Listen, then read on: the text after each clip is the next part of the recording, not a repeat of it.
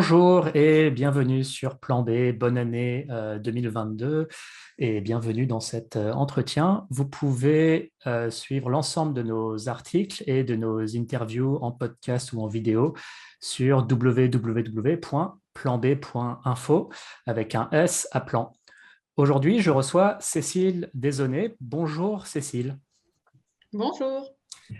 Cécile, tu es directrice d'études au sein du cabinet Futuril, un cabinet d'études et de prospective. Tu es aussi auteur du livre La société de déconsommation, la révolution du vivre mieux en consommant moins, préfacé par Dominique Bourg.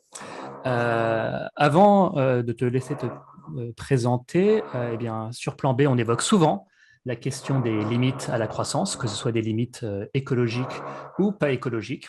Tu vas nous parler de déconsommation, qui est effectivement une des nombreuses limites à la croissance. On va parler d'abord des notions même de société de consommation, et c'est quoi aussi la déconsommation. Quelles sont les raisons qui fait qu'on observe en tendance dans un pays comme la France un phénomène comme la déconsommation? On pourra parler de quelques postes clés sur lesquels on observe effectivement une déconsommation de la part des Français. Et puis, un focus sur quelques profils de consommateurs et notamment aussi la question des femmes. J'ai beaucoup aimé ta formule dans ton livre, cumuler charge mentale et charge écologique. La question des pouvoirs publics, puisqu'on ne peut pas tout faire reposer sur les seules épaules des consommateurs pour sauver la planète, et quels sont les leviers des pouvoirs publics pour ce faire, pour consommer moins mais mieux. Consommer moins mais mieux, qui est d'ailleurs une des orientations phares de la Convention citoyenne pour le climat, soit dit en passant. Et puis, on va clore aussi sur la notion même de croissance et le fait qu'on s'interroge de plus en plus sur sa pérennité. Sans plus tarder, Cécile, je te laisse te présenter. Alors, tu l'as déjà dit, je travaille à Futurible, qui est un centre indépendant qui existe depuis une soixantaine d'années, où on fait effectivement de la prospective. Donc, la prospective, ce n'est pas une boule de cristal, c'est plutôt essayer de comprendre quelles sont les grandes tendances aujourd'hui à l'œuvre et ce qui pourrait se passer demain, en sachant que le futur n'est pas écrit et donc on est plutôt à essayer de comprendre quelles sont les tendances très structurantes et à l'inverse, les évolutions sur lesquelles il y a le plus d'incertitudes. Et donc, moi, ça fait 15 ans que je suis à Futurible et ça fait maintenant presque 10 ans que je m'intéresse sérieusement à ces évolutions de la consommation et des modes de vie. Et donc, c'est ce qui m'a motivée à écrire ce livre dans lequel j'essaie de poser pas mal de questions aussi pour j'espère, susciter des débats. On ne t'entend plus, Cyrus. Effectivement. Avant de parler de certains termes du débat, est-ce qu'on peut définir les notions même de société de consommation et de déconsommation? Oui. Alors moi, ce que j'aime bien dire, parce que pour moi, c'était vraiment le point de départ du raisonnement, c'était de dézoomer justement. Parce qu'en fait, quand on est habitué à regarder longtemps dans le futur, on s'habitue aussi à regarder longtemps dans le passé. Et en faisant ça, je me suis dit, mais en fait, à l'échelle de l'humanité, la société de consommation, c'est vraiment une parenthèse, c'est rien. Et d'ailleurs, c'est ce que dit Dominique Bourg, donc, qui est philosophe et qui est spécialiste des enjeux environnementaux. Et en gros, c'est la société de consommation, c'est quoi? Une soixantaine d'années? Justement, c'est un peu comme Futurib, d'ailleurs, je n'avais jamais fait lire. Mais c'est rien, rien, rien, rien. Et si on regarde avant, la norme, c'était pas ça, c'était justement plutôt cette fameuse sobriété dont on parle de plus en plus. Et donc, à partir de là, on tire de le fil, on se dit, mais finalement, si c'est une parenthèse, est-ce qu'elle va durer, cette société de consommation? Et est-ce qu'à l'inverse, on ne peut pas imaginer autre chose, d'autres modèles? Alors, pas forcément d'ailleurs reproduire des modèles qui étaient là par le passé, parce qu'on sait bien que ça n'a pas forcément de sens. Mais voilà, qu'est-ce que ça voudrait dire, une société un peu d'après-consommation? Et donc ça, c'était un peu le point d'entrée, couplé avec le fait qu'à Futurible, on avait repéré au début des années 2010 les travaux d'un chercheur britannique qui s'appelle Chris Goodall et qui, lui, en fait, disait dès cette époque, donc il y a un peu plus de 10 ans, il estimait que la société britannique était déjà entrée dans le peak stuff, donc le pic des objets, par analogie avec le peak oil, le pic de la production de pétrole. Et il disait, ça y est, on y est. Donc, il avait décortiqué pas mal d'évolutions justement de la consommation en Grande-Bretagne. Donc, par exemple, il avait regardé la consommation de viande, la consommation de papier, etc. Et en gros, il constatait que tout diminuait. Et donc, nous, forcément, ça nous avait beaucoup interpellés. Et on avait lancé, donc au milieu, ça c'était en 2014-2015, une étude pour essayer de comprendre si on pouvait observer la même chose en France. Enfin, voilà, si cette société du Peak Stuff était effectivement déjà à l'œuvre. Alors, la conclusion à l'époque, c'était de dire attention, il y a des postes qui diminuent, mais d'autres qui continuent à augmenter. Et finalement, il y avait beaucoup de logique de substitution. Par exemple, sur le papier que j'ai cité, alors certes, on peut comprendre que la consommation de papier puisse diminuer depuis une dizaine d'années, mais bien sûr, elle était compensée par une explosion de la consommation de métaux rares, notamment pour fabriquer et faire fonctionner tous nos beaux engins électroniques. Voilà un peu en 2 mots le contexte. J'aurais tendance à dissocier aussi la notion de progrès de celle de société de consommation. On peut imaginer des sociétés, et il en existe, qui jouissent des progrès médicaux, des progrès en matière d'hygiène, de progrès en matière de sécurité alimentaire et autres, mais qui ne sont pas forcément des sociétés de consommation. Voilà, je ne sais pas si le Costa Rica est un bon exemple, mais il y a des pays comme ça où, entre guillemets, le bonheur intérieur Alors, brut est élevé, mais où la oui, consommation n'est pas si élevée. en tout cas, ce qui est sûr, je ne sais pas si ça répond pas exactement à cette remarque, mais il y a quand même quelques études qui tentent à montrer qu'au-delà d'un certain seuil de richesse, justement, il n'y a plus de corrélation entre richesse individuelle et collective et bonheur.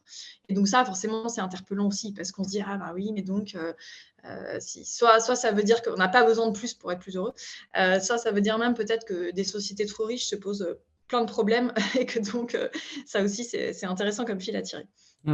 Ouais, dans les indicateurs de consommation et de production de déchets, enfin consommation de tout, hein, énergie, viande, tout ce qu'on veut, et de production de déchets aux États-Unis sont hallucinants. En France, on est des Amish hein, quasiment par rapport. Et pourtant, c'est pas une société particulièrement heureuse, donc on a envie de dire ouais, tout ça pour ça, quoi. Parlons justement de déconsommation et de ce qui la provoque. Et ce que j'ai trouvé intéressant et sur lequel je suis aligné dans ton livre, c'est que finalement, ce ne sont pas des raisons qui ont tant de choses à voir avec les questions environnementales. C'est-à-dire que ce n'est pas tant que ça par prise de conscience environnementale qu'on observe de la déconsommation, un petit peu, mais c'est avant tout d'autres raisons plutôt d'ordre sociétal. Oui, alors là aussi pour continuer un petit peu le raisonnement, donc à partir de cette théorie finalement de la société de déconsommation, l'idée c'est quoi? C'est de se dire, bon, on n'en est pas complètement sorti de la société de conso. Il ne faut pas non plus exagérer. C'est un peu même l'inverse. Si on regarde la consommation aujourd'hui, c'est plus de la moitié du PIB, c'est plus de 80% des dépenses des ménages. Donc voilà, on est quand même dans une société qui repose beaucoup sur la Ouais. consommation, On qui sature, mais en on a n'est pas sorti. besoin, Ouais. voilà, qui en a besoin pour assurer sa croissance, etc. En revanche, on n'est plus non plus dans les 30 glorieuses. Donc, au sein de notre petite parenthèse d'une 60aine d'années, les choses bougent. Et donc, là où, au démarrage de la société de conso, finalement, les choses allaient bien parce que la croissance de la conso était relativement vigoureuse et tous les indicateurs étaient au vert, on voit que depuis maintenant, alors ça fait plus d'une dizaine d'années, on a une consommation des ménages qui ralentit. D'accord? Ça, c'est le constat un peu global. Et si on zoome encore plus, on voit que c'est même pire que ça. Donc, effectivement, il y a je peux peut-être déjà en parler, il y a des postes dont la consommation diminue durablement. Hein. Enfin, quand on dit durablement, c'est depuis 10, 20, 30 ans. Donc, un des exemples qui est souvent donné, c'est celui de la viande. Donc, où depuis en gros une trentaine d'années, les Français, ils ont diminué leur consommation de viande de près de 20%. Donc, c'est pas anodin. Alors là, on va retrouver assez rapidement ce que je disais tout à l'heure, l'effet de substitution, c'est-à-dire qu'ok, mais on va manger plus de poissons, d'œufs et d'autres aliments, mais quand même. Et vous avez d'autres postes qui diminuent, par exemple les vêtements. Donc, depuis là aussi une dizaine d'années, c'est assez impressionnant de voir à quel point le chiffre d'affaires de ce secteur diminue et les ventes plus globalement. Vous avez, on en parlait un petit peu tout à l'heure, d'autres postes plus étonnants comme les smartphones. Enfin, étonnant oui et non, parce qu'en fait, on suit toujours un peu les mêmes logiques, c'est-à-dire qu'à un moment, vous avez une technologie qui arrive et donc les ménages vont s'équiper de plus en plus. Au bout d'un moment, ils vont peut-être avoir 2 ou 3 télés ou téléphones. Et puis, en fait, au bout d'un moment, tout le monde est équipé. D'accord, donc forcément, ça sature. Et justement, sur le pourquoi on est dans ce ralentissement, cet essoufflement de la société de consommation, bah, c'est le premier facteur, c'est celui-là, c'est qu'on est dans des sociétés qui sont équipées et qui sont largement équipées. Quand vous regardez les taux d'équipement, on est sur des plafonds, enfin voilà, on est au taquet. Et donc, c'est un peu logique finalement que ça n'augmente plus aussi vite qu'avant. Et qu'est-ce qui va continuer à tirer cette consommation? Bah, ça va être la croissance de la population. Et notamment la croissance des ménages. En fait, quand vous avez un divorce ou une séparation, bah, bim, ça va relancer la consommation parce qu'il va falloir rééquiper un deuxième foyer. Et puis donc, il y a pardon, j'ai perdu le fil de ce que je voulais dire. Cette saturation, oui, des équipements qui peut être en partie compensée, enfin, en tout cas jusqu'à présent, par un renouvellement plus fréquent. Donc, vous avez les stratégies d'innovation et de marketing qui font que même si vos équipements fonctionnent, même si vous en avez déjà un, vous allez vouloir le remplacer, etc. Donc ça va stimuler la croissance. Donc ça, c'est un peu le premier volet. Et il y a un deuxième volet, effectivement, qui est vraiment structurant et qu'on n'a pas du tout en tête, qui est le vieillissement de la population. Aujourd'hui, on est à 1 Français sur 5 qui a plus de 65 ans. Dans 10 ans, ce sera 1 Français sur 4, donc c'est énorme. On est aussi, on le sait peu, mais dans une société d'inactifs, c'est-à-dire que vous avez moins de la moitié de la population française qui travaille. Donc c'est ça la France aujourd'hui, d'accord ? C'est une France plutôt âgée, de personnes qui vivent seules ou à deux. Enfin voilà. Or, ce que nous disent les études sur le sujet, c'est que globalement, plus on vieillit, moins on consomme. Ce qui là aussi est logique. Quand vous êtes à la retraite ou que vous ne travaillez pas, que vous sortez peu, vous avez moins besoin d'acheter des vêtements. On peut estimer que votre logement est déjà équipé en meubles, en électroménager, etc. Donc, vous n'allez remplacer que quand vous avez besoin, etc. Donc, on peut se dire que les futures générations de retraités se comporteront différemment, mais en tout cas, pour l'instant, c'est bien ça qu'on constate et qui a, selon moi, quand même beaucoup contribué à ralentir la consommation. S'il y a un Donc truc ça, qui fait de la croissance forte en France, effectivement, c'est le nombre de seniors. Hein, donc, c'est de l'ordre de plus 4% par an. Oui, alors voilà. Donc, Mais c'est justement comme... juste pour finir, donc le pic de gériatrie, j'ai regardé un peu les projections de l'INSEE, il n'est prévu que pour 2035-2040, c'est-à-dire la part de seniors dans la population va augmenter au moins jusque-là, notamment dans les tranches d'âge élevées, Voilà, les très vieux. 75-80 ans et plus, donc qui consomment encore moins pour des raisons qu'on peut imaginer. Exactement. Voilà, mais donc ça, oui, forcément, comme ils sont plus nombreux, leur poids dans la consommation est de plus en plus élevé. Mais s'ils consomment moins que le reste des Français, là, en gros, le chiffre par exemple, de l'INSEE, c'est de dire que les 65 ans et plus consomment en moyenne 20% de moins que le reste de la population. Donc, c'est énorme. Donc ça, c'est les deux premiers volets. Et les deux autres volets qu'on connaît un petit peu mieux. Le troisième, c'est l'idée justement de ce qu'on va appeler la sobriété contrainte. C'est que quand on a des contraintes financières, on peut moins consommer comme on le souhaite. Alors là, il y a beaucoup de débats à savoir si les inégalités et la pauvreté augmentent ou pas en France. Globalement, sur longue période, quand même, ça a tendance à diminuer. Mais il reste quand même une partie de la population qui est bien sûr contrainte et qui aimerait consommer plus et qui ne le peut pas. Mais comme elle ne le peut pas, voilà, ça va tendance à limiter leur consommation. Et le dernier volet... La pauvreté n'explose pas, mais le déclassement des classes moyennes, c'est là que ça se passe. Donc, une classe moyenne qui était un peu le moteur de la croissance se voit plutôt en voie de déclassement. Et voilà. C'est là que les pouvoirs d'achat baissent sensiblement, il me semble. Alors, disons qu'il y a plusieurs classes moyennes, en fait, aujourd'hui. Donc, c'est plus compliqué de raisonner de manière très globale.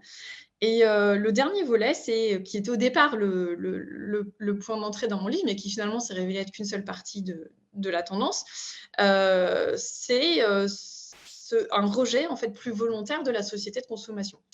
Et qui est donc pas nouveau, puisqu'en fait, depuis qu'elle est née, la société de consommation, elle a suscité des critiques pour différentes raisons. Le caractère inédit de la critique actuelle, je pense qu'il est lié à deux choses.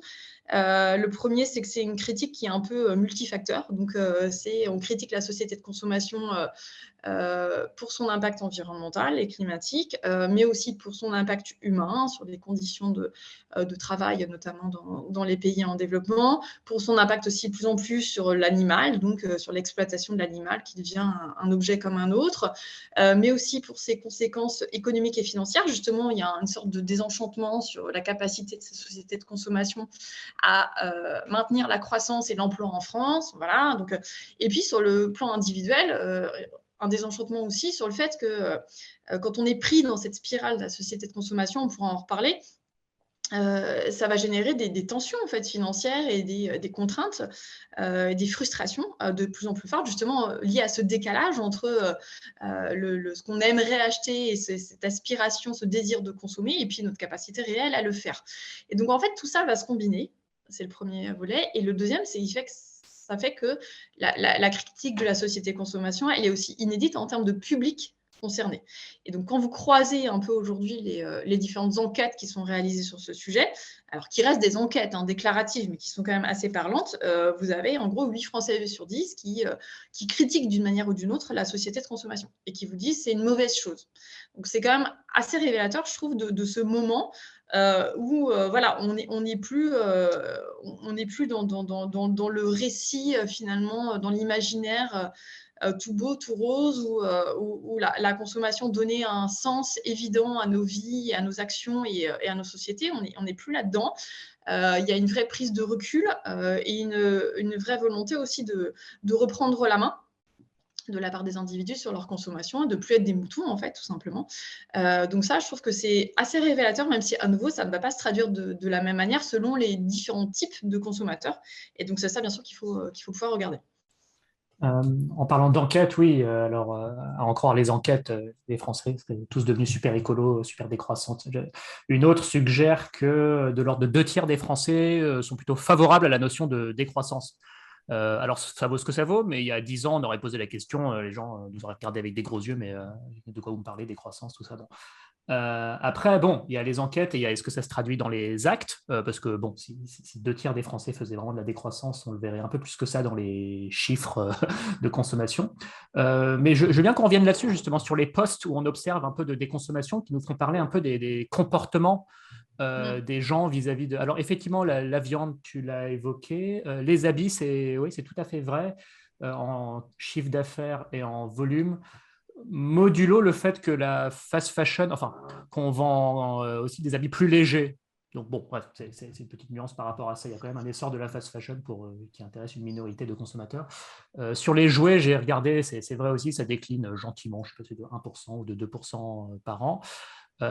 Et en parallèle, il y a une croissance de la vente d'occasion, par exemple, même si on n'a pas forcément encore la preuve que ce soit facteur de déconsommation. Est-ce que c'est pas juste, enfin, est-ce que vraiment quelque chose comme Vinted ou Back Market, c'est vraiment favorable à la sobriété? Je pense qu'on n'a pas encore le recul pour ça. Et puis viennent les achats de technologie. Je ne sais pas si on peut en dire un mot, mais même si c'est un des postes qui peut encore un peu augmenter, tu as dit que les smartphones, ça diminuait, mais il y a effectivement une inflexion sur la technologie, des choses comme l'indice de réparabilité, et puis le fait qu'effectivement on soit tous équipés, le fait qu'on n'ait plus forcément envie de changer de smartphone tous les 18 mois, enfin ça semble aussi un petit peu toucher vers la fin, donc ça sature un petit peu. Je ne sais pas s'il y a d'autres postes qu'on n'a pas encore évoqués, sinon on peut parler des profils de consommateurs, mais sur un peu cette revue poste par poste, est-ce qu'il y a des choses voilà, qui valent aussi la peine d'être signalées? Non, je pense que tu as évoqué pas mal d'idées, mais oui, sur cette question des profils de consommateurs, c'est important en fait. En gros, il n'y a plus de consommateurs moyens. Et donc, il ne faut pas chercher à mettre tout le monde dans le même panier.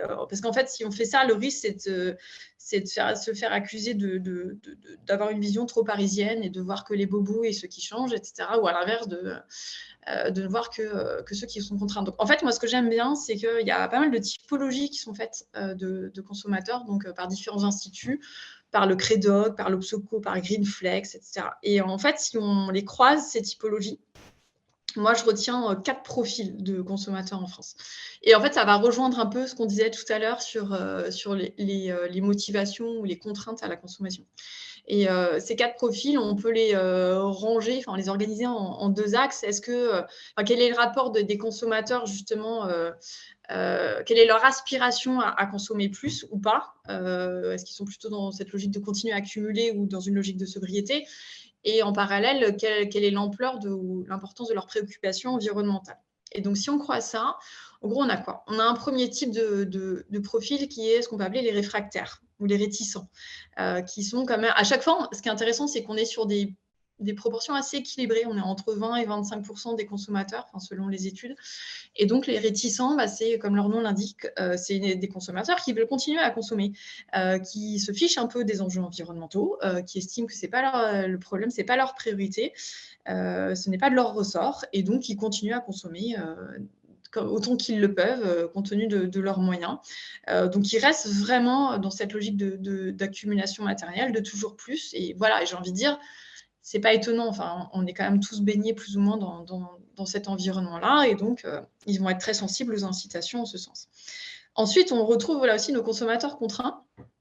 Mais là, en fait, moi-même, j'ai été surprise parce qu'on va se dire, ah oui, les pauvres, ils ont des difficultés à consommer.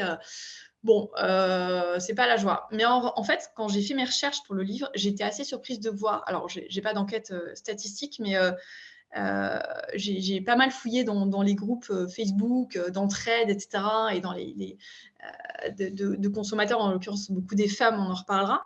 Et je voyais beaucoup de profils, justement, de personnes plutôt contraintes financièrement. Et en fait, c'était pas du tout étonnant. Parce que justement, une partie de ces personnes-là sont les premières victimes de cette société de conso qui pousse à consommer toujours plus, à gaspiller, et à être entraînées dans cette spirale infernale de il faut toujours consommer plus, alors même qu'elles n'en ont pas les moyens. Et la tension que je mentionnais tout à l'heure, la frustration entre ah oui, mais j'aimerais bien, mais je peux pas, y compris mes enfants veulent consommer, mais je peux pas. Et à un moment, elle est plus tenable, en fait. Et donc, c'est des gens, et puis financièrement, bien sûr, c'est plus tenable. Et donc, c'est des gens qui vont chercher un moment à résoudre à réduire ce gap, et qui vont chercher justement à consommer différemment, à reprendre le contrôle sur leur consommation, à réduire les gaspillages, à faire attention dans leur logement à l'électricité, à l'eau, et puis de la même manière réduire le gaspillage alimentaire, essayer de faire durer les objets plus longtemps, etc., de les réparer. Donc je ne dis pas que c'est une majorité dans ce profil-là, mais je comprends tout à fait la logique qu'il peut y avoir derrière, de se dire à un moment, ras-le-bol, quoi, d'être complètement enfermé et malheureux, et voilà, de ne pas pouvoir tenir financièrement. Donc ça, c'est les deux profils, disons, qui restent finalement très ancrés dans la société de consommation, mais donc avec des logiques différentes. De l'autre côté, on a donc les deux autres profils qui sont, eux, plus tournés vers le consommer mieux. Alors, sauf que ça ne veut pas dire grand-chose, se consommer mieux. Et alors, le troisième profil, c'est là qu'on va retrouver les fameux bobos, donc plutôt des publics assez éduqués, assez sensibilisés, qui vont beaucoup justement parler de leur consommer mieux, donc qui vont en vrac justement acheter en vrac, aller dans les AMAP, acheter du bio, manger moins de viande, etc. Mais bon, le paradoxe qu'il faut quand même souligner assez vite, c'est que si on compare ce profil-là avec les contraintes tout à l'heure, en fait, c'est bien les bobos qui ont la pire empreinte environnementale. Ça commence à se savoir maintenant. En gros, plus vous gagnez d'argent, plus vous êtes riche, plus globalement votre bilan environnemental est mauvais. C'est l'avion qui pèse beaucoup, je pense. Voilà, ouais. Notamment à cause de l'avion, mais pas uniquement, parce que globalement, vous êtes quand même dans une logique de consommer plus. Pas que l'avion, mais tout ce qui est connexe aussi au tourisme de masse, et effectivement d'autres postes hors voyage, mais c'est dans des statistiques que j'ai vues par décile, donc empreinte carbone par décile, une grosse partie de la différence d'un décile à l'autre, c'est quand même ça, quoi. Oui, non, mais c'est clair. Ensuite, ces profils, ils sont intéressants, je trouve, pour deux raisons, pour une raison principale, c'est qu'ils vont quand même donner l'un et lancer un peu des tendances. C'est un peu les théories d'Hervé Kempf. C'est en gros, c'est les plus riches qui vont dicter un peu certains mouvements, certaines tendances, qui vont ensuite essaimer. Et par exemple, il y a un exemple qui est très frappant, c'est le bio. Le bio, il y a une vingtaine d'années, ça a acheté un marché hyper de niche, réservé justement à quelques écolos convaincus, etc. Et en fait, en 20 ans, il s'est démocratisé. Et notamment via ces publics-là, qui en ont fait une manière de se nourrir plus saine. Voilà. Donc, et c'est le cas sur d'autres pratiques, sur l'occasion, en fait, on le sait peu, mais les publics aisés sont ceux qui recourent le plus à l'occasion. Alors qu'à l'inverse, chez certains publics très précaires, l'occasion est très mal vue, parce que ne pas acheter neuf, c'est pas possible, c'est un symbole de pauvreté justement, et donc c'est pas considéré comme acceptable. Et donc voilà, ces publics-là sont quand même intéressants parce qu'ils vont amorcer des nouvelles tendances, oui, le vrac, le zéro déchet, on pourra reparler du minimalisme tout à l'heure, etc. Et donc je termine ma typologie. La quatrième catégorie, c'est ceux véritablement qui sont dans une logique de sobriété choisie, donc de moins mais mieux. Et là, en fait, sans surprise, on va retrouver aussi beaucoup de personnes âgées. Parce que comme je l'ai dit tout à l'heure, c'est vraiment ces publics-là qui, en priorité, sont, dans cette logique de: «Je n'ai pas besoin de continuer à consommer toujours plus». Et puis, vous avez aussi une minorité de vraiment de convaincus, disons, qui en font un mode de vie. Donc voilà, donc je trouve qu'avoir cette typologie en tête, c'est quand même intéressant. Ensuite, pour aller, répartir un peu les pratiques qu'on observe en fonction des publics.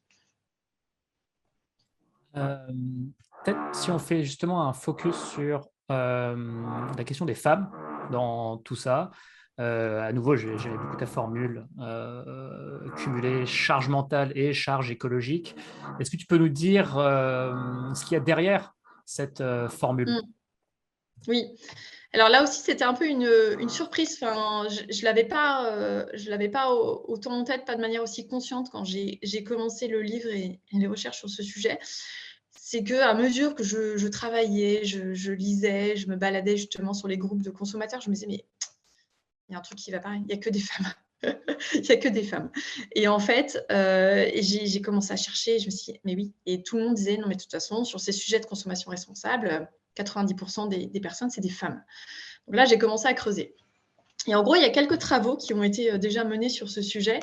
Et le constat, c'est quoi? C'est de dire, il y a le cumul de 2 phénomènes. Le premier, c'est que, de toute façon, on le sait déjà, au sein du foyer, les femmes sont les plus engagées et les plus actives sur le plan des tâches ménagères. Et donc, c'est la fameuse charge mentale, même si les choses évoluent un petit peu avec les nouvelles générations, mais bon, on est quand même sur cette tendance-là. Donc, c'est elles qui prennent en charge la majorité des tâches ménagères. Et puis, cette charge mentale qui est la planification et la gestion, finalement, de l'ensemble des tâches liées à la famille. Et ça se cumule avec le fait que globalement, les femmes sont aussi plus sensibilisées et plus préoccupées par les questions écologiques. Alors, c'est bizarre, mais globalement, en tout cas, à nouveau jusqu'à présent, c'est ça qu'on observe. Donc, c'est elles qui sont les plus anxieuses. Et donc, si elles cumulent les deux, ça veut dire que progressivement, elles prennent conscience donc des enjeux écologiques et des impacts pour leur famille, donc notamment sur la santé de leurs enfants, etc. Et en fait, elles vont se constituer une espèce de bulle qui est assez étonnante, de se dire, j'ai un environnement à l'extérieur, j'ai un dehors qui est très hostile, qui est dangereux, qui est menaçant, et j'ai ma bulle, j'ai mon foyer dans lequel je vais pouvoir contrôler au maximum ce qui se passe, ce qui rentre, ce qui sort, et donc je vais essayer au maximum d'épargner mon foyer de toutes ces menaces. Et donc, elles vont de plus en plus monter en puissance sur ce côté, effectivement, charge écologique, et donc prendre en charge les achats alimentaires pour s'assurer qu'il n'y a que du vrac, qu'il n'y a que du bio, commencer à faire leurs cosmétiques et les produits d'entretien pour s'assurer justement qu'il n'y ait pas de perturbateurs endocriniens, et puis passer aux couches lavables, etc. Et donc, en fait, elles vont se rajouter énormément de tâches. Alors, avec deux volets, du coup, de conséquences. La première, c'est que, certes, c'est valorisant, et puis il y a un vrai choix derrière. Il y a un vrai choix de dire: «Je vais passer de plus en plus de temps, je vais consacrer de plus en plus de temps, à faire tout ça», et ça rompt complètement avec, avec les revendications des générations précédentes. Enfin, moi, même à titre personnel, quand j'essaie d'expliquer à ma mère ou à ma grand-mère que j'ai des couches lavables ou que j'ai jamais acheté de petits pots, je passe pour une folle, parce que c'était un tel combat pour ces générations précédentes justement de se libérer du temps, de ne pas être dans cette aliénation, qu'elles ne comprennent pas. Et en fait, le discours, c'est exactement l'inverse aujourd'hui. C'est de dire, l'aliénation, elle est dans le fait d'être dépendant d'entreprises qui vont nous vendre des choses qu'on ne maîtrise pas, voilà, on ne connaît pas la composition, et puis on est obligé d'en racheter à chaque fois. On perd toute autonomie, on perd toute capacité à faire soi-même, etc. Donc, il y a cette vraie revendication de mon temps, il est à moi, j'en fais ce que je veux, et j'ai envie de le consacrer justement à faire les choses bien pour moi et mes enfants. Mais bien sûr, le gros risque, c'est quand même d'exploser en vol, et donc de se retrouver complètement dépassé par l'ampleur des tâches à accomplir. Parce que quand on cumule tout ça avec des enfants, un emploi à plein temps, etc., ça passe plus. Et puis avec un manque de reconnaissance qui peut s'observer de la part des proches. Donc voilà, il y a une vraie tension, et qui, à mon avis, dont à mon avis, on va entendre de plus en plus parler dans les années à venir, parce que ces femmes, finalement, elles essayent de mener à leur échelle le combat qui devrait être mené à l'échelle de la société, sauf que c'est très compliqué. Donc c'est des gouttes d'eau qui peuvent effectivement les déprimer, enfin voilà, conduire à des comportements assez compliqués. Tu parles du burn-out du colibri, Oui. des témoignages, entre guillemets, j'en ai marre d'être écolo, il y a un passage que je peux lire là. Or, quand des individus qui se veulent résolument colibri dans l'esprit déploient beaucoup d'énergie pour tenter de vivre en harmonie avec leurs principes, le risque de déception peut être énorme. Le sentiment que les changements effectués ne seront jamais suffisants peut ainsi conduire au découragement. Une dissonance cognitive peut alors apparaître. Par exemple, pour réduire sa consommation de viande, on peut se tourner vers des alternatives végétales, avant de comprendre que certaines d'entre elles, comme le lait de coco, le quinoa ou le soja, sont souvent produites à l'autre bout de la planète dans des conditions particulièrement dévastatrices pour la faune et la flore, etc. Mais des choses comme ça où effectivement on a l'impression de jamais en sortir, et qui plus est parfois de se sentir seul, entre guillemets, l'écolo de service dans son milieu ou dans sa famille, etc. Alors c'est marrant parce que, alors je suis content d'avoir cette discussion du coup, c'est que je ne croise que des garçons. Je croise beaucoup de garçons. Je vais tenter d'expliquer pourquoi, parce que ça me gêne, à vrai dire. Parfois, je fais des posts. J'en ai vraiment fait un l'autre jour. Il y a eu 67 likes de garçons sur 67. Mais sur quel sujet? Alors voilà, alors je suis peut-être un peu trop dans les démarches type regardez ma courbe qui croise tel critère de tel critère, j'ai identifié telle tendance, regardez telle étude ou tel, bon, un peu la démarche ingénieur. Et puis bon, il y a une majorité d'hommes au départ, et après les hommes sont, je trouve, aussi plus prompts à prendre la parole, sans forcément être plus légitimes que les femmes d'ailleurs, je crois que c'est clair, mais plus prompt à se mettre en avant aussi, sans forcément être misogyne, mais c'est plus par, je fais le constat que c'est plus par passion, et voilà, il s'est pressé de prendre la parole, alors que peut-être que les femmes sont plus prudentes et veulent réfléchir avant de l'ouvrir.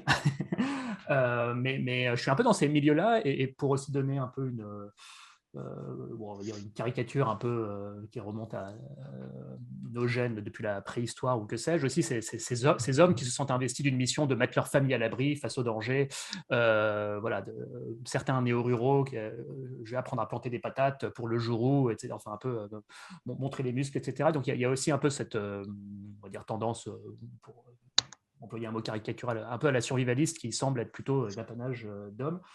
Donc je croise beaucoup ça en fait, et je vois dans mes cercles à moi beaucoup d'hommes, et je déplore souvent que ce soit pas plus mixte, et aussi qu'il n'y ait pas, par exemple sur LinkedIn où j'évolue beaucoup, il y a par exemple Juliette Noël, journaliste, qui est assez visible sur ces sujets-là.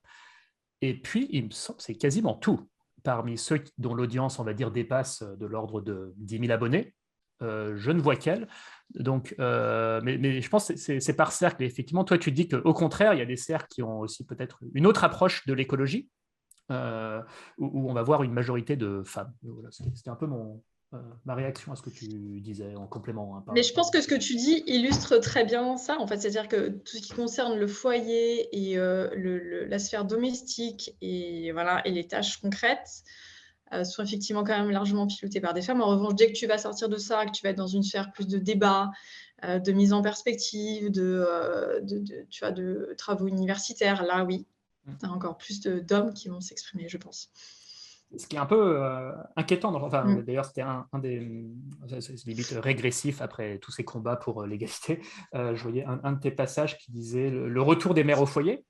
Il me semblait que c'était aussi une critique d'Elisabeth Badinter, il me semble, sur l'écologie, Oui. qui disait bon oui, en gros il faut faire ses courses chez la crémière, puis ses courses chez le boulanger, puis ses courses chez le primeur, tout ça, plutôt que d'aller juste au supermarché. Donc tout ça prend du temps. Préparer des bons petits plats à base de produits je sais pas, non transformés, non préparés, tout ça prend du temps, pendant que monsieur s'amuse et tout. Enfin bon, je trouvais, bon, sa critique peut-être un petit peu exagérée, mais il y avait quelque chose de vrai derrière. Et d'ailleurs, je pense que tu y fais référence aussi, le fait de multiplier les endroits, par exemple, où on fait ses courses, effectivement, c'est la femme qui se le tape, pendant que monsieur part à la chasse et va défendre la famille contre le danger et assurer la sécurité. Enfin, j'exagère, mais j'ai comment dire, vigilance sur ce côté conservatiste. Bon, y a une forme de conservatisme dans l'écologie aussi, auquel j'aurais tendance à être vigilant, quoi. Ouais, une dérive possible, c'est ce que je veux dire. Cool. Je sais pas, d'autres choses qu'on n'a pas évoquées sur les femmes. On passe au minimaliste. Je trouvais que c'était un Allez, on passe passage au intéressant. minimaliste.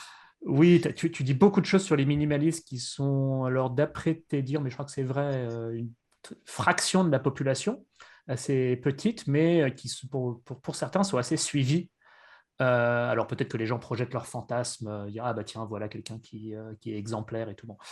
Qu'est-ce que tu en Hmm. dirais sur cette catégorie-là qui est pas tellement dans les quatre que tu as évoqués, j'imagine parce Oui. qu'elle est vraiment minoritaire, mais qui néanmoins est intéressante. Oui, non, clairement, on n'est pas sur une tendance de fond, on est sur le haut de la pyramide des bobos de tout à l'heure. Mais oui, très révélatrice parce qu'en fait, il ne faut pas oublier que la société. Enfin, en fait, concrètement, il y a très peu de gens qui sortent vraiment de la consommation.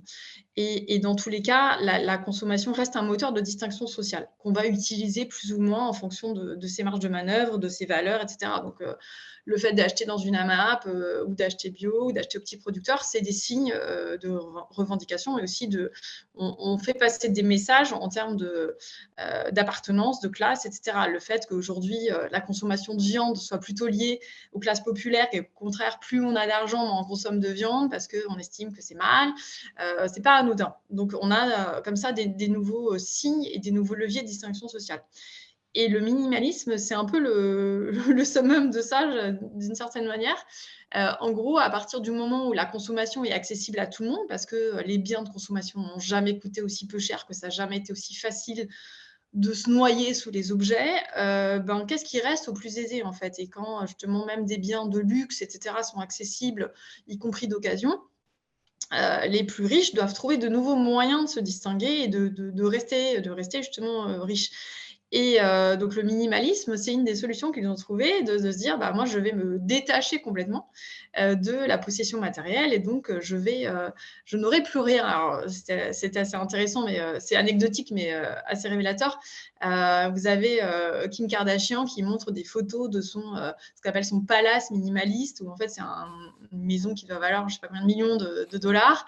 Et il n'y a rien, c'est tout blanc, c'est une espèce de. Oui, elle appelle ça un monastère minimaliste, je crois, il n'y a rien. Donc c'est assez affligeant. Mais bon, ce qui est intéressant, c'est que au-delà de cette petite élite, en fait, il y a donc ça descend, ce mouvement-là descend. Et il descend pourquoi? Parce que de même que l'accumulation matérielle est considérée comme excessive aujourd'hui, elle est considérée comme excessive. Il y a une sorte d'overdose en fait, de too much quoi. Et je m'étais amusée à analyser le vocabulaire, la sémantique associée à ça, de les choses nous possèdent, on peut plus respirer, j'en vois pas le bout, en passer son temps à entretenir les choses et qui nous rendent malheureux finalement parce qu'on a l'impression d'être esclaves des objets, on ne sait plus pourquoi on les a, etc. Et donc, pour répondre à cet excès-là, on trouve un excès inverse qui est de se dire je n'ai plus rien, je veux me débarrasser au maximum de ces objets qui m'étouffent et qui m'encombrent. Et donc, vous avez effectivement des personnes qui font ce choix.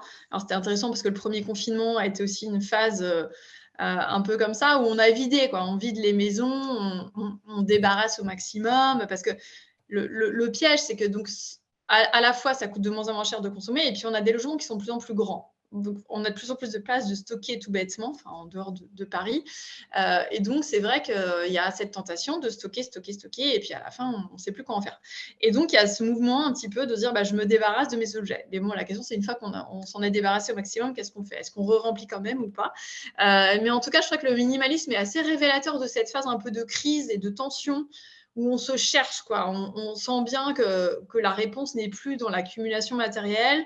Donc, on cherche des extrêmes, on cherche des solutions. Donc, je ne pense pas que le minimalisme va s'imposer comme nouveau mode de vie, mais oui, il peut attirer, il peut intéresser des personnes pour qui c'est une manière de respirer et justement de plus accorder autant d'importance aux objets et de se concentrer sur d'autres choses. Parce que c'est vrai que le raisonnement, c'est de dire plus j'ai d'objets, plus je vais passer de temps à les entretenir, à nettoyer, à les chercher, à les ranger. Enfin, tous les parents de jeunes enfants le savent, on passe beaucoup de temps à ranger.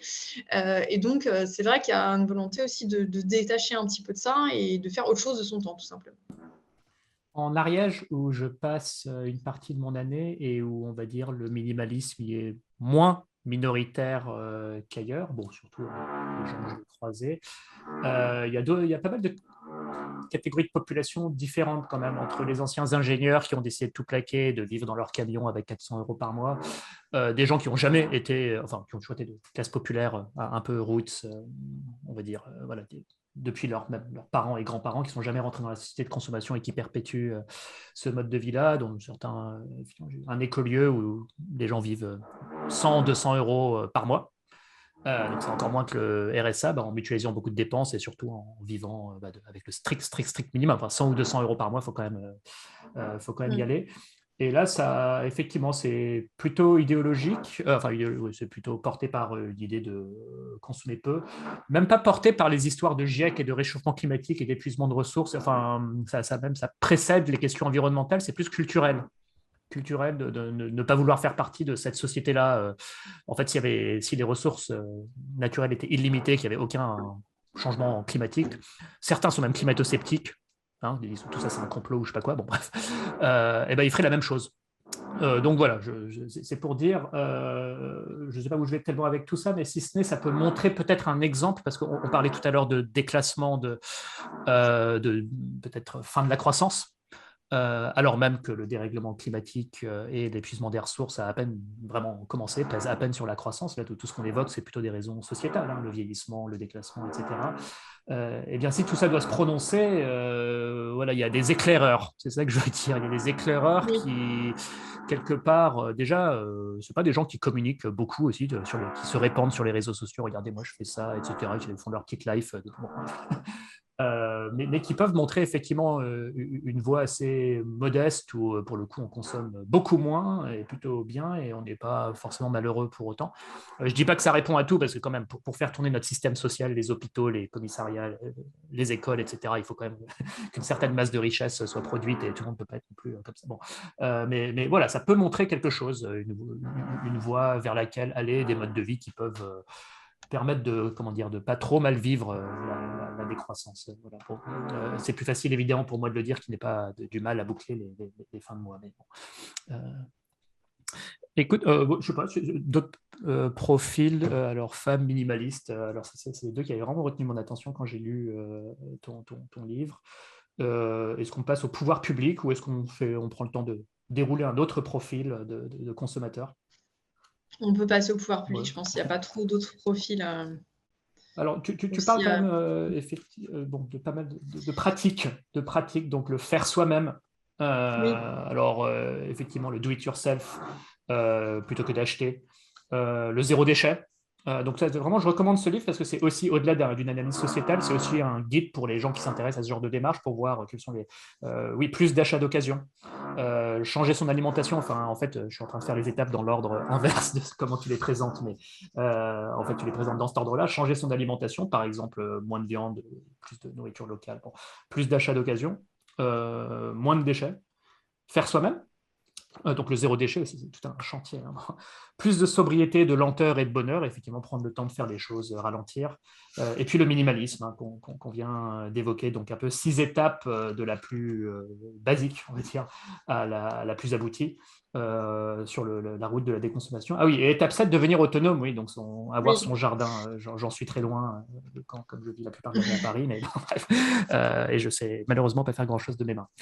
Bien. Mais l'idée de ces différentes étapes, juste pour expliquer, c'est qu'il y a une sorte de progression en fait dans le cheminement vers la consommation responsable. Donc, à partir de la prise de conscience qu'il y a un problème et qu'effectivement on veut reprendre la main sur sa conso, ces différentes étapes, elles sont de plus en plus engageantes, contraignantes, mais aussi valorisantes potentiellement pour les personnes qui les atteignent. Et donc, il y avait cette idée un peu de montagne à gravir. Donc, au démarrage, on va juste chercher à s'informer un peu plus sur les produits.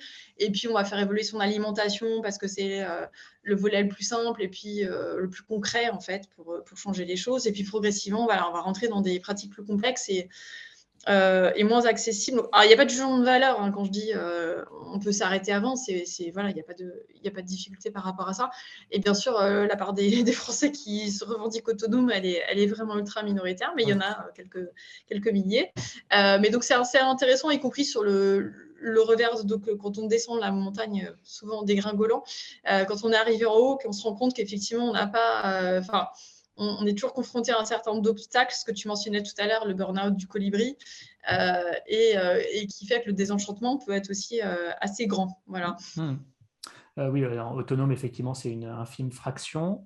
Ceci dit, alors, en recroisant des enquêtes ici et là en ordre de grandeur, j'estimais qu'il y avait bien 4-5 millions de Français qui savaient, qui cultivaient un potager. Bon, ça veut dire qu'ils sont autonomes, mais au Oui. moins, il y a la base de Non, mais quelque c'est une chose. pratique essentielle qui Ah s'est oui, maintenue. Oui. qui pourrait être de plus en plus utile, on ne sait jamais.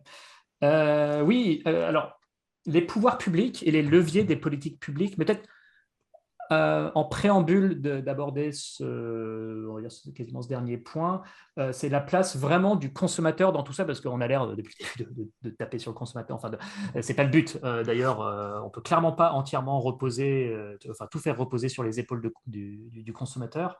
Est-ce que tu peux quand même nous donner quelques ordres de grandeur sur c'est quoi le rôle que peut jouer le consommateur dans la préservation de la planète, et quels sont un peu les gestes qui comptent vraiment, parce que ce n'est pas forcément ceux auxquels on pense quand on se croit éco-responsable. Oui, non mais c'est vrai qu'en fait, là, ce qu'on dit depuis tout à l'heure, c'est qu'on donne l'impression que c'est au consommateur de tout faire, qu'il est responsable de tous les maux de la planète, de sa dégradation écologique, climatique et aussi des freins à la croissance. Et en même temps, c'est pas anodin de discuter de ça parce que c'est bien le bain dans lequel on est plongé, qui est celui d'une responsabilisation de l'individu, quoi, et que bien sûr les entreprises entretiennent allègrement, qui est de dire voilà, c'est les individus qui font leur choix de consommation, ils sont libres, ils sont autonomes, et c'est eux qui décident d'entretenir ou pas l'obsolescence programmée. Voilà. Donc ça, c'est assez intéressant parce que ça crée ce sentiment que finalement, c'est à nous uniquement d'agir. Or, oui, deux bémols. Le premier, c'est que mais là aussi sans critique, malheureusement, souvent, on n'a pas en tête les ordres de grandeur de ce qui fait qu'on va faire des gestes vraiment significatifs, notamment pour la planète.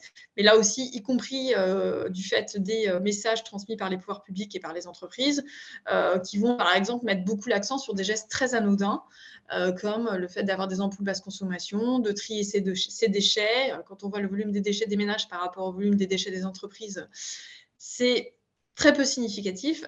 Et puis voilà, ce type de mesure, ne pas laisser couler l'eau pendant qu'on se brosse les dents. Voilà.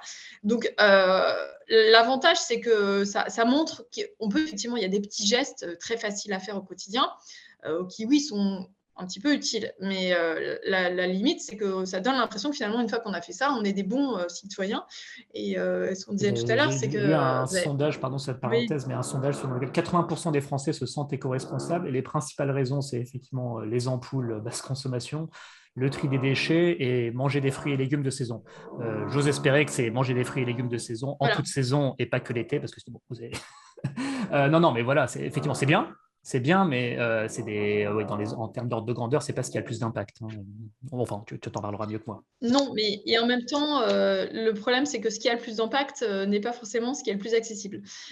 Parce qu'en termes d'impact, justement, on va retrouver quoi? On va retrouver le logement, notamment l'énergie dans le logement, notamment le chauffage, le transport et notamment la voiture, et puis l'alimentation. Donc l'alimentation, il y a quand même des marges de manœuvre. On peut tous plus ou moins, par exemple, réduire sa consommation de viande rouge, ce qui a déjà pas mal d'impact. En revanche, c'est plus compliqué de se passer d'une voiture quand on n'est pas à Paris et qu'on travaille et qu'on a besoin de vivre tout simplement. Et de même, c'est pas forcément évident de mettre plusieurs dizaines de milliers d'euros dans son logement pour l'isoler et réduire sa consommation.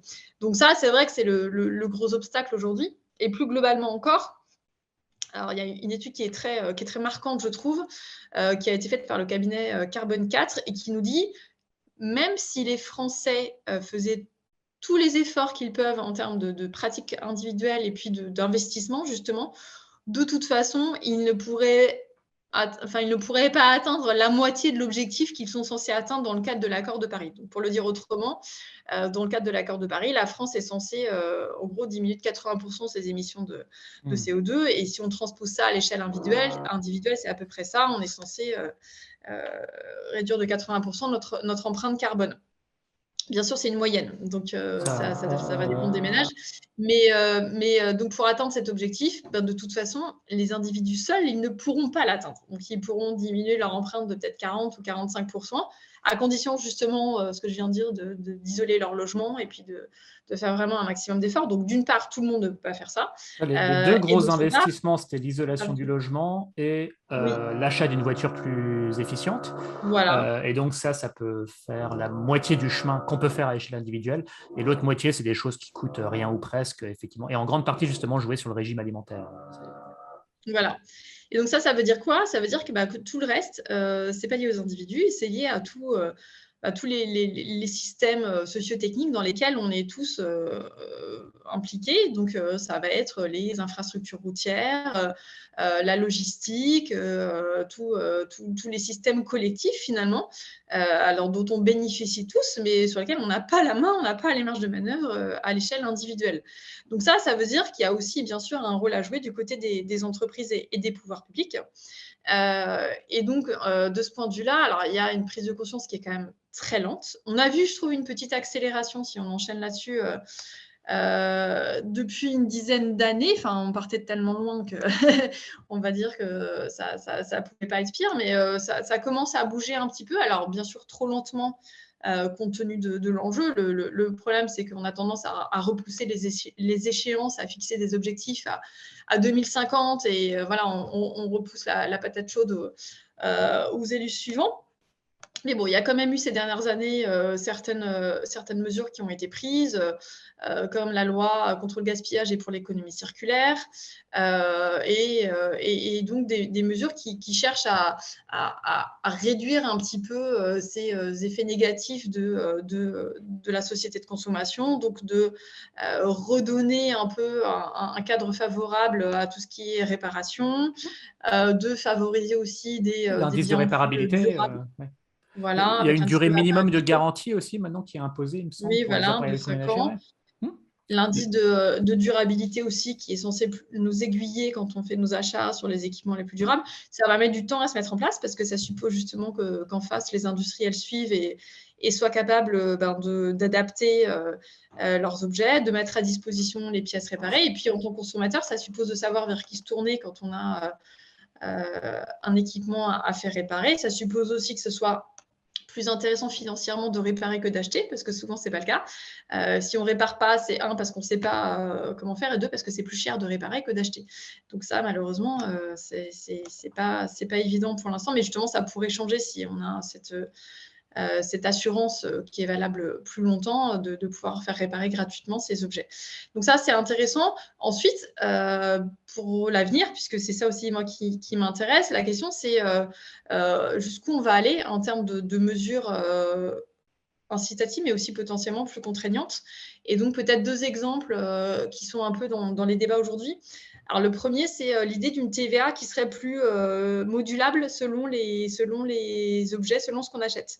Donc par exemple, je reprends l'exemple de la viande rouge. La TVA pourrait être plus élevée pour la viande rouge, avec l'idée que son impact environnemental, mais son impact aussi pour la santé, est négatif, et donc on paye plus cher parce que c'est normal finalement un peu comme sur les cigarettes ou sur la taxe soda, voilà, on va en consommant de la viande rouge indirectement, on va générer un coût finalement pour la collectivité, et donc c'est normal que le consommateur le supporte à un moment. Et puis pour les industriels, ça veut dire aussi qu'il faut intégrer ce coût. Et à l'inverse, si vous achetez des produits bio ou des produits locaux ou tout simplement des fruits et légumes, vous pourriez avoir une TVA qui serait réduite, voire nulle, parce qu'on estime qu'au contraire, vous allez dans le bon sens. Donc ça, je trouve que c'est une piste qui est assez intéressante. Alors, on n'y est pas encore parce que ça va se décider, c'est décidable uniquement à l'échelle européenne. C'est l'Union européenne qui doit pouvoir autoriser ce type de changement, mais on avance. Justement, l'Union européenne a validé le principe d'une TVA qui pourrait être modulée pour des biens et services en lien avec la transition écologique. Donc ensuite, ça pourrait s'appliquer potentiellement à d'autres biens. Par exemple, les gros SUV pourraient avoir une TVA beaucoup plus forte, etc., que les véhicules électriques. Donc ça, c'est le premier volet. Et puis, bien sûr, il y a la question de est-ce que demain, on pourrait être amené à avoir des mesures plus contraignantes. Alors, c'est c'est plus compliqué comme sujet parce que forcément, tout de suite, on se dit « Oh là là, on va sur des mesures liberticides, Bon, etc. » tu Mais en peux y fait, aller avec moi là-dessus, c'est pas non, motivé. non, mais surtout que c'est pas vrai. Surtout que c'est pas vrai dans le sens où il y a deux choses. Qu'est-ce qu'on a dit tout à l'heure? Que finalement, les personnes qui sont enfin, en tout cas, ces mesures plus contraignantes, elles auraient des impacts principalement sur les publics qui sont aujourd'hui donc les plus aisés et qui consomment le plus, notamment qui se déplacent le plus. Donc, c'est eux, par exemple, qui avaient un quota de mobilité, qui seraient les plus concernés parce qu'effectivement, ils devraient le respecter. Ça, c'est le premier point. Et par ailleurs, même s'il y avait des quotas, ils pourraient tout à fait potentiellement acheter des quotas à d'autres personnes qui ne les utiliseraient pas. Peu importe, à partir du moment où on met en place des C'est le quotas, c'est qu'on système estime… du Voilà. quota d'échange d'émissions Voilà. de CO2 qui est déjà appliqué depuis 15 ans à l'industrie européenne. Donc voilà, il n'y a rien de Voilà. liberticide, de choquant. Ça incite les entreprises à innover pour être plus Voilà. efficientes. Et puis effectivement, ils peuvent se les échanger. Enfin, c'est un truc qui joue à la fois sur les Oui. quantités et sur les prix, en gros. Parce que la Oui. TVA, effectivement, on joue que sur le prix. Je Oui. suis de plus en plus pour jouer sur les quantités. Donc, est-ce que ça Le s'appelle un double. Oui. rationnement? Peut-être, mais voilà, c'est rien de. Oui, c'est juste prendre acte des limites planétaires et les appliquer, Oui. quoi. Et effectivement, Le double c'est avantage. facteur d'équité sociale, oui, parce que les taxes, c'est plutôt $1 pour les riches, alors que les quotas, bon, bah, c'est les mêmes pour tout le monde, quoi. Le double avantage, c'est qu'on s'assure justement que l'objectif est atteint, puisqu'on ne peut pas le dépasser. On décide d'un quota pour le pays et puis on le divise.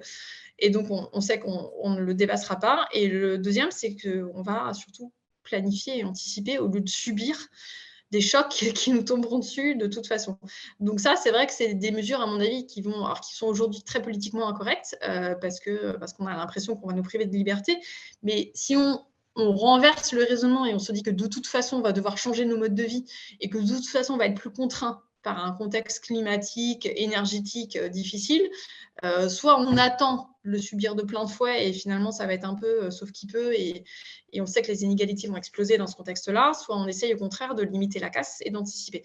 Donc ça, je pense que c'est des sujets qui vont monter. Et d'ailleurs, c'est intéressant parce que l'ADEME qui a sorti ces scénarios Transition 2050, alors moi, ça fait plusieurs mois que je travaille avec eux et que je leur parle des quotas, et là, ils en ont parlé dans leur scénario de quotas individuels. Et sur un autre sujet, on travaille aussi avec eux sur justement la consommation de viande. On envisage aussi ce sujet sur des quotas individuels ou des quotas du côté des industriels et des producteurs ou des quotas du côté des collectivités.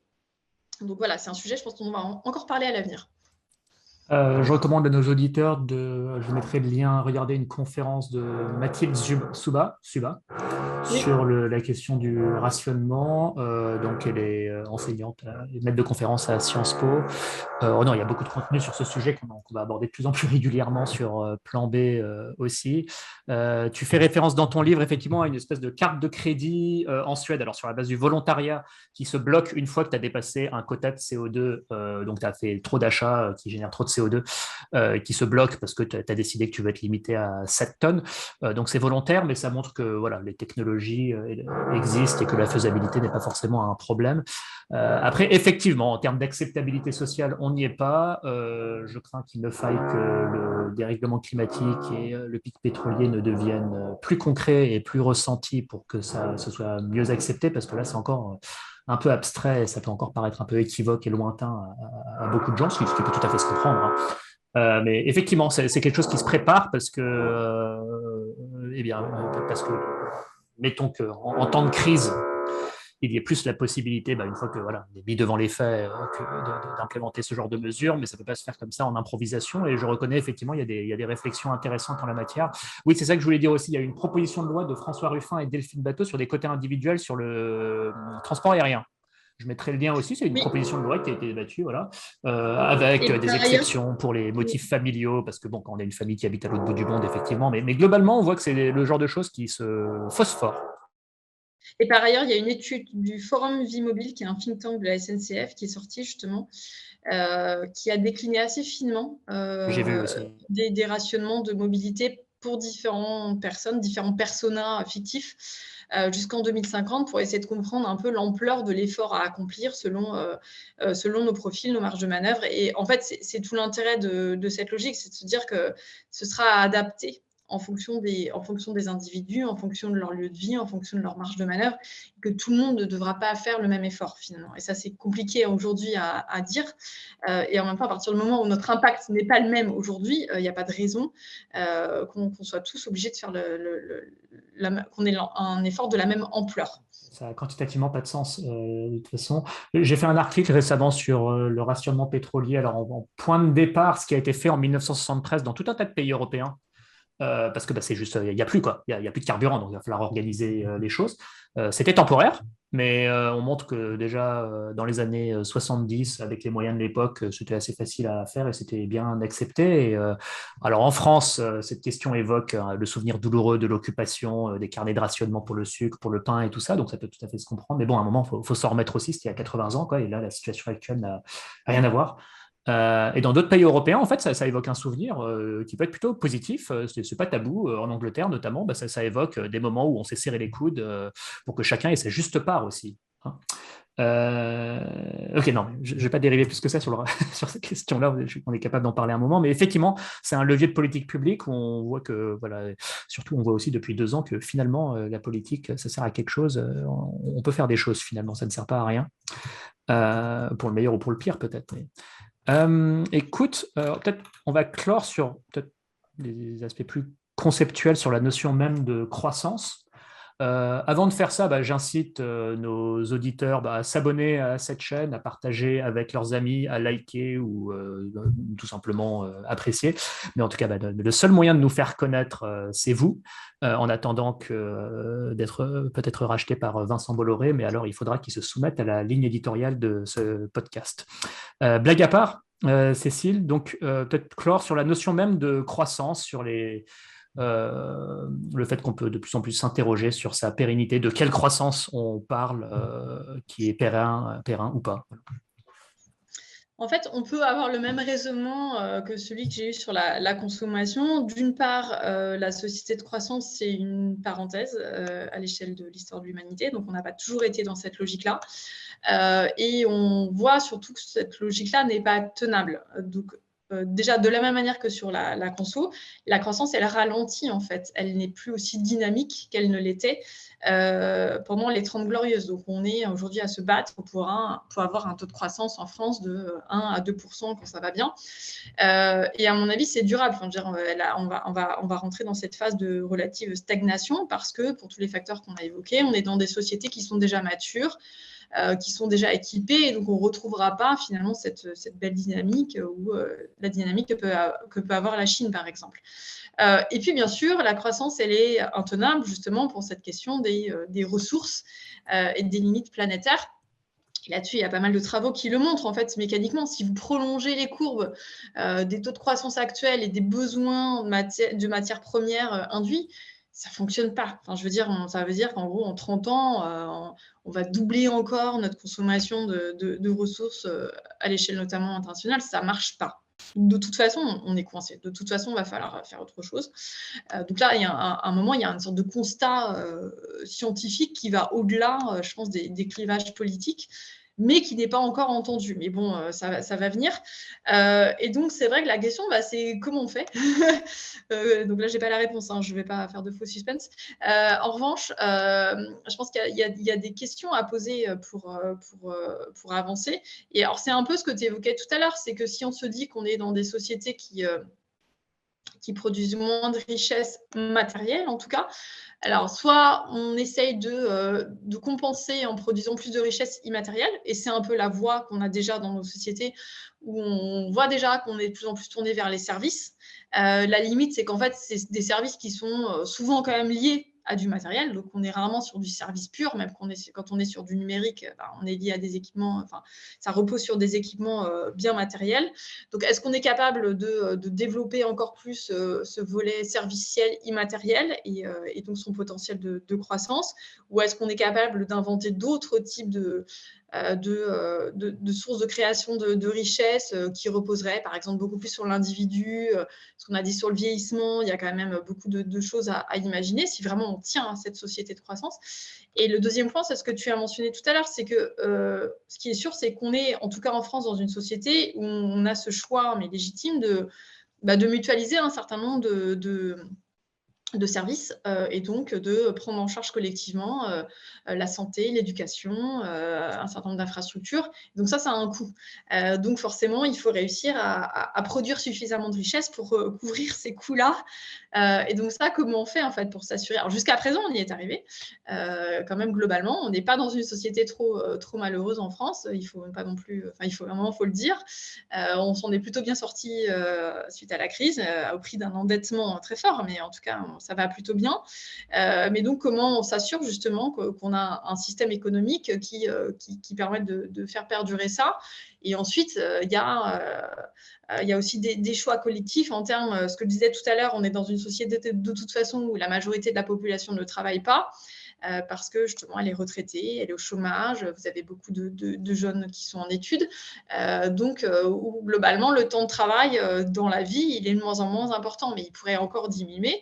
On sait qu'il y a des débats en ce moment là-dessus, donc on pourrait répartir différemment aussi à la fois le temps de travail et les richesses. En fait, globalement, il n'y a pas de souci de production de richesse. C'est de même qu'il n'y a pas de souci de production alimentaire. C'est juste un enjeu de répartition et de gaspillage, quoi. Donc, on produit assez de nourriture, on produit assez de richesse, juste c'est mal réparti. Donc, voilà, comment on fait? Mais bon, c'est facile à dire sur le plan théorique. Mais je pense qu'il y a là aussi, il y aura des gros débats sur ce sujet, sur la société d'après-croissance, pour ne pas prononcer forcément le gros mot de décroissance. Parce qu'en fait, décroissance, ça donne l'impression d'une régression et d'un retour en arrière. Et puis, c'est pas le bon terme. Enfin, décroissance, ça ne veut pas dire qu'on est dans de la croissance négative. Ça veut juste dire qu'on pense une société différemment qui ne repose pas justement sur la croissance. Et donc, qui réussit à satisfaire ses besoins différemment. Et en gros, il y a deux moyens de satisfaire ses besoins. Soit on produit toujours plus, soit on revoit ses besoins à la baisse. Et donc, dans ce cas-là, on a besoin de produire moins. Donc ça, c'est vrai que tous ces débats-là qu'on est incapable d'avoir aujourd'hui dans nos sociétés qui sont complètement engluées dans leurs problèmes et qu'on va devoir avoir si on ne veut pas justement se prendre tous les problèmes en pleine figure sans capacité d'anticipation. Donc ça, je pense que ce sera des beaux sujets pour tes prochains podcasts. Tout à fait. Les décennies qui viennent vont être intéressantes. Déjà, les mois qui viennent au niveau des pénuries ou que sais-je ne seront pas inintéressantes. L'inflation, etc. On va voir déjà comment on surmonte cette étape-là. Écoute, mais merci beaucoup, Cécile. Je ne l'ai peut-être pas assez dit, mais vraiment, je recommande ton livre, hein, La société de déconsommation. Merci beaucoup pour ton intervention et à bientôt.